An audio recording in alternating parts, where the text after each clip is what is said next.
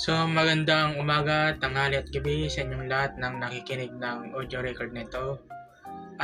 Bible verse natin for today is Isaiah 53.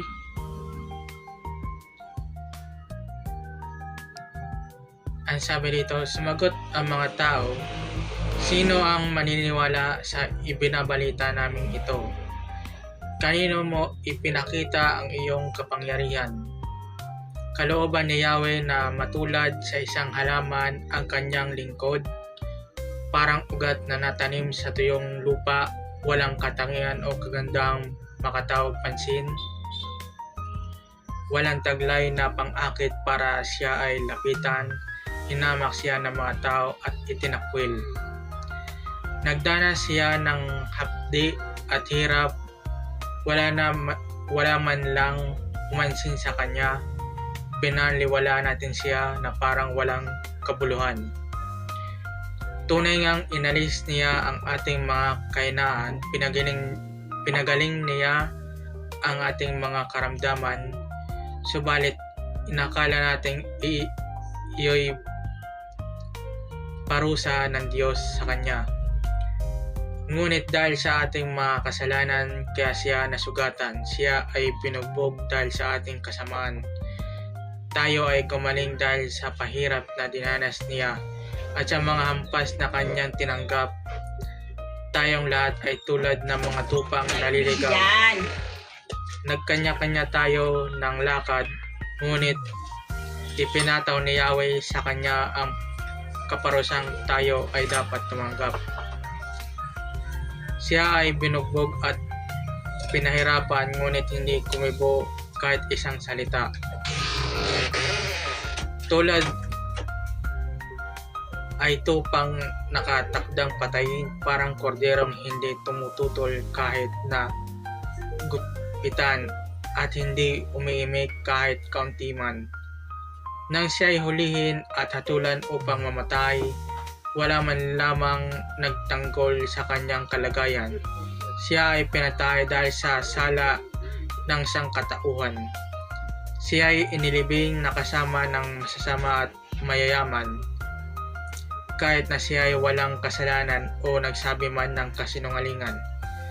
Sinabi ni Yahweh, ang kanyang paghihirap ay kalooban ko.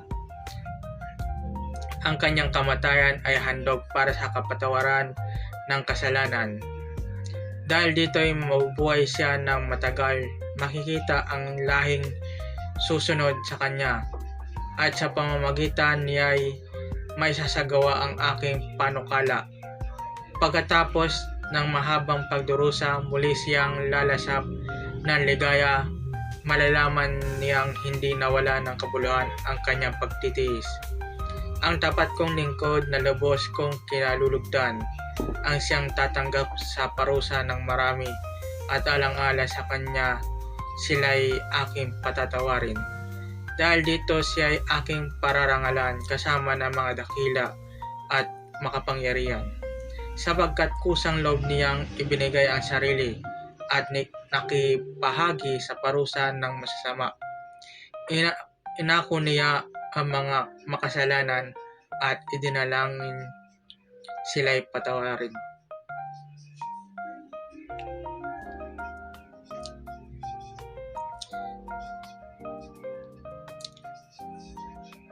John chapter 3 verse 34 to 36.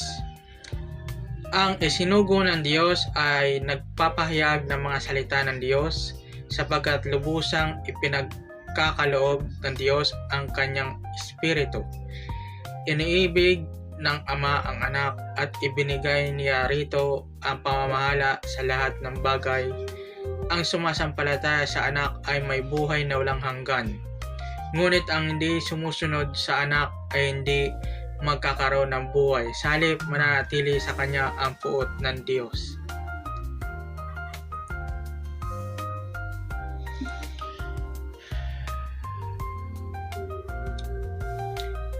Ephesians chapter 3 verse 20-21. Sa Kanya na makakagawa ng higit pa kaysa maaari nating hilingin at isipin sa pamamagitan ng Kanyang kapangyarihang kumikilos sa atin. Sa Kanya nawa ang kaluwalhatian sa pamamagitan ng Iglesia at ni Kristo Jesus sa lahat ng salinlay magpakailanman. Amen. Deuteronomy chapter 7 verse 6 to 7.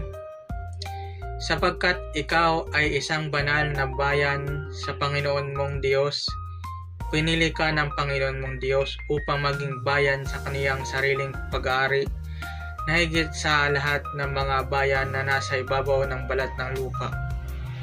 Hindi kayo inibig ng Panginoon ni pinili kayo nang dahil sa kayo'y marami sa bilang kaysa alinmang bayan sapagkat kayo ang pinakamaliit sa lahat ng mga bayan. 1 John chapter 4 verse 16.